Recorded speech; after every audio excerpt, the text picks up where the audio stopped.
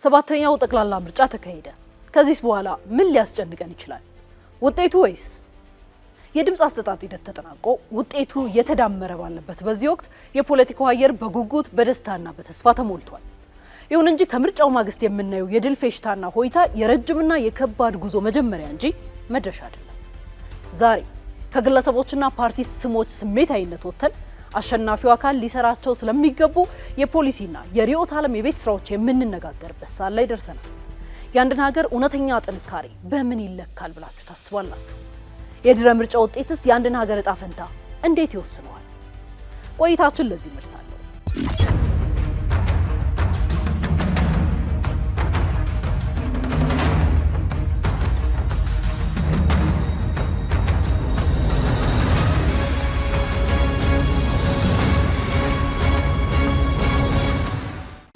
የኢትዮጵያ የፖለቲካ ታሪክ ለረጅም ዘመናት በግለሰቦች ስብዕናና በቡድኖች አምልኮ ላይ ተንጠልጥሎ ኖሯል።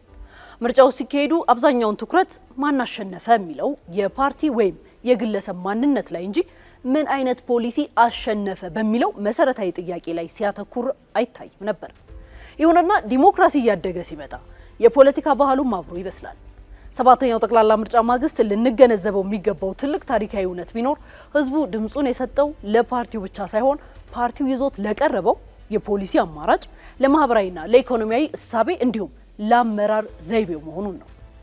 አሁን ሀገራችን ከስሜታዊ የፖለቲካ ድጋፍ ወደ ምክንያታዊ የፖሊሲ ትግበራ ክትትል የምትሸጋገርበት ወሳኝ የታሪክ ምዕራፍ ላይ ትገኛለች። ታዲያ የማሸነፍ ኃላፊነት ምን ያህል ከባድ ነው? አራት ቁልፍ ጉዳዮችን እንመልከት። የመጀመሪያው የፖሊሲና እሳቤ የበላይነት ነው።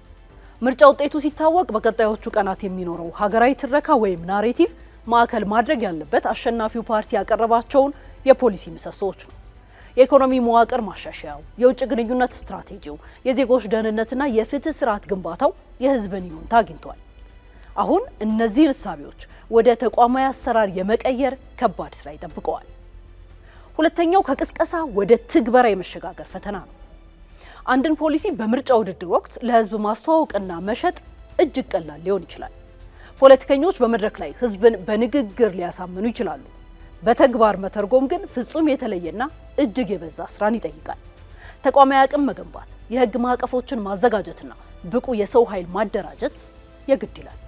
የሸጡትን ፖሊሲ በተግባር ማሳየት ትልቁ የብቃት መለኪያም ይሆናል። ሶስተኛው የማሸነፍ ኃላፊነት ነው።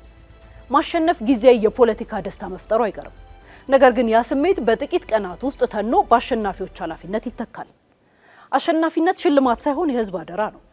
ያሸነፈው አካል የራሱን ደጋፊዎች ብቻ ሳይሆን ያልመረጡትንም ጭምር በእኩልነት የማስተዳደርና የማገልገል ግዴታ ውስጥ ይገባል። አራተኛው የፖሊሲ ትግበራ ስኬት ነው። ወሳኝ ነጥቦቹ የቢሮክራሲው ገለልተኝነት፣ ፖሊሲ ሊተገበር የሚችለው የመንግስት መዋቅሩ ከፖለቲካ ወገንተኝነት ነፃ ሲሆን ብቻ ነው። ቢሮክራሲው ካልተዘጋጀ ምርጥ የተባለው ፖሊሲ ወረቀት ላይ ብቻ ይቀራል። የህዝብን ጉጉት ማስተዳደር፣ ህዝቡ ምርጫው ባለቀ ማግስት ፈጣን ለውጥ ሊጠብቅም ይችላል። ስለዚህ የመጀመሪያዎቹ 100 ቀናት እቅድ በግልጽ ማሳወቅና የህዝብን ጉጉትና ትዕግስት ማመጣጠን ያስፈልጋል። አሳታፊነት በምርጫው ያልተሳካላቸውን ፓርቲዎች ጠንካራ ሀሳቦች ጭምር በማካተት ሀገራዊ መግባባት መፍጠርም ይገባል። ከዚሁ ጋር አያይዘን ዓለም አቀፍ ተሞክሮዎችንና የምንወስዳቸው ትምህርቶችን በጥቂቱ እንመልከት። በቀዳሚነት የምናገኘው የጋና የፖሊሲ ቀጣይነትን ነው። በጋና በ2000ና በ2016 የታየው የስልጣን ሽግግር ደግሞ ለሁላችንም ትልቅ አርአያ የሚሆን ነው። በምርጫ አሸናፊ የሆኑት አካላት ወደ ስልጣን ሲመጡ የቀደሙትን መንግስታት መልካም የፖሊሲ ስራዎች ከማፍረስ ይልቅ በጥሩ መሰረት ላይ የተገነቡትን አጠናክረው በማስቀጠል ለሀገር ግንባታ የጎላና የማይተካ አስተዋጽኦ አድርገዋል። ሌላኛው የደቡብ አፍሪካ የድህረ አፓርታይድ ሽግግር ነው። ይህንን የትግበራ ፈተና እዚሁ አህጉራችን ላይ ስንመለከተው ደግሞ ይበልጥ ስሜት ይሰጠናል። ከአፓርታይድ ጭቆና ማግስት ስልጣን የያዘው የኔልሰን ማንዴላው ኤኤንሲ ፓርቲ ትልቁ ፈተናው ምርጫ ማሸነፍ አልነበረም። ይልቁንም በዘረኝነትና በመከፋፈል አንድነት ያጣችውን ሀገር አሳታፊ በሆነ ፖሊሲና በኢኮኖሚ መልሶ መገንባት መሆኑን በተግባር አሳይተውናል። ከምዕራባውያኑስ ምን ልንወስድ እንችላለን ካልን በአውሮፓውያን የ1997ቱ የቶኒ ብሌር ዩናይትድ ኪንግደም እና የ2017ቱ የኢማኑኤል ማክሮን ፈረንሳይ አስደናቂ የምርጫ ድሎች ቢመዘገቡም መንግስታቱ ወደ ተግባር ሲገቡ የገጠማቸው የተቋማትና የሰራተኛ ማህበራት ጠንካራ ተቃውሞ የፖሊሲ ትግበራ ፖለቲካን ከመሸጥ በላይ ምን ያህል ውስብስብ እንደሆነ የሚያሳይ ነው። እኛም ከነዚህ ሀገራት ስህተት በመማር የተንጠለጠሉ ፖሊሲዎችን ከመንደፍ ይልቅ ተቋማዊ አቅምን በማጎልበትና ህዝብን በማሳመንና በማሳተፍ ትግበራ ላይ ያሉብንን ክፍተቶች አስቀድመን መዝጋት ይኖርብናል። በዓለም ታሪክ ውስጥ ምርጫ የሰው ልጅ ከኃይልና ከጉልበት አገዛዝ ወጥቶ ወደ ሰላማዊ የሀሳብ ልውውጥና የድምፅ የበላይነት የተሸጋገረበት ታላቅ የሰለጠነ እርምጃ ነው። በጥንታዊቷ አቴንስ የጀመረው ይህ የዜጎች ቀጥተኛ ተሳትፎ ዛሬ ላይ ተወካዮችን በነፃነት ወደ መምረጥ አድጓል። ምርጫ የነቃ ማህበረሰብ ለመፍጠር ዋነኛው ምሰሶም ነው። በተለይም እንደኛ አይነት ላሉ ሀገራት ምርጫ የልዩነት ማስተናገጃ፣ የእኩልነት ማረጋገጫና የብሔራዊ መግባቢያ ትልቅ መድረክ ነው። ወደ ሀገራችን እንምጣ። ሰባተኛው ጠቅላላ ምርጫ በኢትዮጵያ የዲሞክራሲ ጉዞ ውስጥ ትልቅ ማረጋገጫ ነው። ወጣቶች፣ ሴቶችና አረጋውያን በከፍተኛ ቁጥር ወጥተው የታየበት ነው። ህብረተሰቡ ልዩነቶችን በሰለጠነ መንገድ በማስተናገድ የዲሞክራሲ ብስለትን ያሳየበት፣ እንደ ብሔራዊ ምርጫ ቦርድ ያሉ ተቋማት ገለልተኝነታቸውን በተግባር ያስመሰከሩበት ታሪካዊ ክስተት ነው። ከ130 ሚሊዮን በላይ ህዝብ ላላት ውብ ሀገራችን ኢትዮጵያ ነፃ፣ ፍትሐዊና ተአማኒነት ያለው ምርጫ የሀገር ህልውና መሰረት ነው። ዜጎች በእውቀት ላይ የተመሰረተ ውሳኔ ሲወስኑ አግላይነት ይጠፋል። እውነተኛና ጠንካራ የኢትዮጵያዊነት ስሜት ይገነባል። ከሰባተኛው ጠቅላላ ምርጫ ማግስት ለኢትዮጵያን የድል ዜማ የሚዘመርበት ብቻ ሳይሆን አሸናፊው አካል ከህዝብ የተቀበለውን ከባድ አደራ ተረክቦ ስራ የሚጀምርበት ወቅት ነው።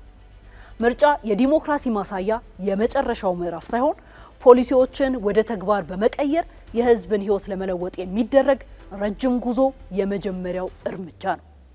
የአሸናፊው ፓርቲ ትክክለኛ ፈተና የሚጀምረው ዛሬ ነው። ምክንያቱም ፖሊሲን ከመሸጥ በላይ በትዕግስት በአሳታፊነትና በብቃት መተግበር እጅግ የከበደና ታሪካዊ ኃላፊነት በመሆኑ ነው። አሸናፊው አካል ይህንን ታሪካዊ ኃላፊነት በአግባቡ በመወጣት ለቀጣዩ ትውልድ የምንኮራባትን ኢትዮጵያ ማስረከብ የቤት ስራውን በትኩረት እንደሚሰራ የመራጭ አይኖች በጉጉት አርፈውበታል። የአንድ ሀገር እውነተኛ ጥንካሬ በታጠቁት ወታደሮች ብዛት ወይም ካዝኗ ባለው የሀብት ክምችት ብቻ ሳይሆን በዋነኛነት በገነባቻቸው ተቋማትና በዜጎቿ የፖለቲካ ብስለት ጭምር ነው። ስለዚህ የሀገር ግንባታችንን ለማረጋገጥ የምርጫ ሂደቶችን ጥራት ማሻሻልና የዲሞክራሲ ባህላችንን ማሳደግ የሁላችንም የቤት ስራ ሊሆን ይገባል።